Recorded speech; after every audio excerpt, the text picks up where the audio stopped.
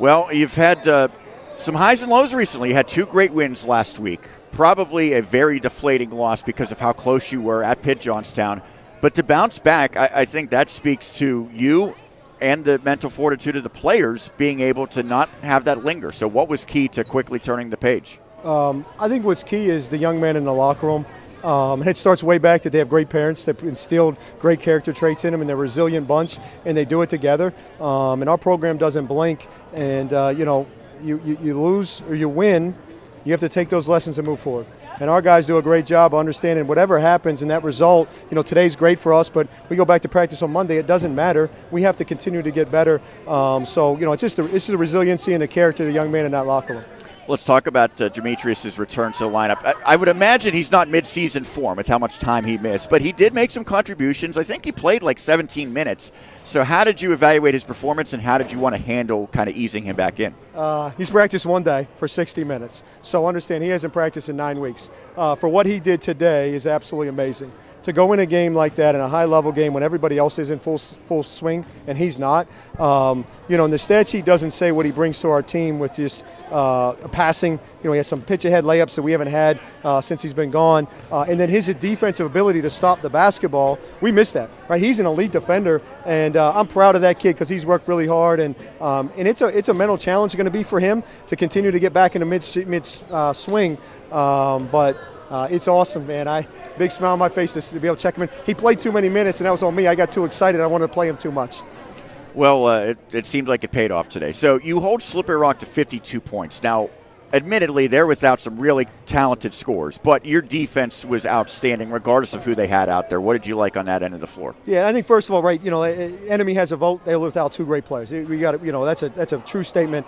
But I thought our guys were really connected.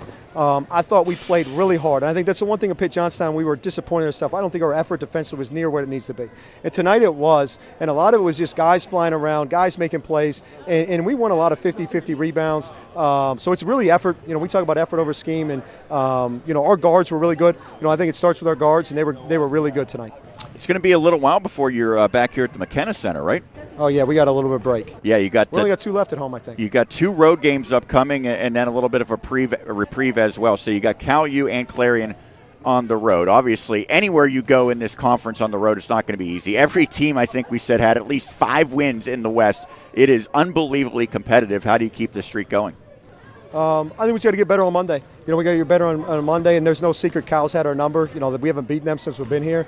They're very well coached, really talented. But we have to put in the work on Monday. We have to put the work in Tuesday. It starts there, and then we got to continue to be a team that's gotten better. And I do think the one thing you asked Gabe about our team, when I watched the Slippery Rock game that we played at their place, I'm like, we're so much better basketball team when we played them.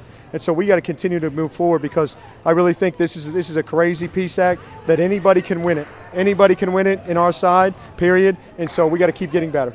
Finally, I know the game was pushed back about a half an hour from when you initially thought it would be. It seemed like you were very calm walking around before. Is it kind of a situation where once you get into the game, you're so hyper-focused on that you need to kind of relax and step aside before? How do you get your mental focus before a game? Yeah, the good thing, I like taking naps. I got 30 more minute naps, so it worked out good for me. And we knew it shoot-around, so everybody knew. So we could just we extended. We weren't here. It's tougher in Slippery Rock. They were here 30 minutes earlier than they wanted to be. So I think we and then for me, I like to walk. I like to track. I like to get exercise, get my head straight. My son was with me today. Now, are you thinking basketball while you're doing that, or are you thinking anything but the game upcoming? Honestly, I'm kind of just thinking about my journey and, where I've been and trying to calm myself down because sometimes you can get too caught in one game. But I've been so lucky to live a dream to do this. I've wanted to do this since I was a little kid at Mount Pleasant. And I get to do this for a living. I just try to remind myself I'm the luckiest guy alive. And just think of all the cool experiences that I've had through this game of basketball. And I'm just really it's a lot of gratitude, to be honest. And by the way, I saw Johnny Lee today, talked to him briefly, and I said, how's everything going with Coach Dunn at Charleroi? He said, well, we're struggling a little bit this season, but Coach Dunn can take credit. He helped mold you and Mark Katarski, so he did something right, I guess. Absolutely. He's the best. Coach Dunn is the best. Ben, go enjoy this victory. Congrats on it. Take care.